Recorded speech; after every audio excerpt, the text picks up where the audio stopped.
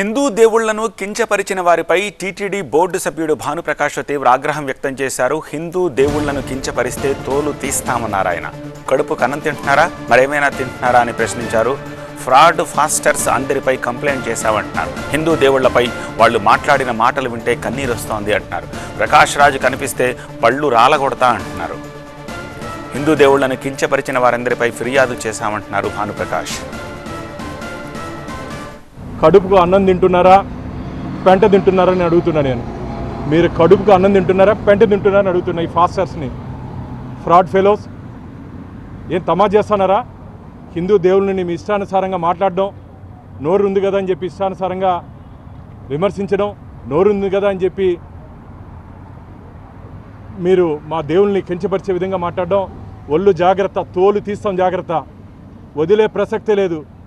మేము ఇప్పుడు అఫీషియల్గా డీజీపీ సైబర్ క్రైమ్కి రవిశంకర్ అయ్యర్ గారికి కంప్లైంట్ ఇవ్వడం జరిగింది. అలాగే ఈ మధ్య ఒక కొత్త హిందూ వ్యతిరేకి పుట్టుకొచ్చాడు, ప్రకాష్ రాజు.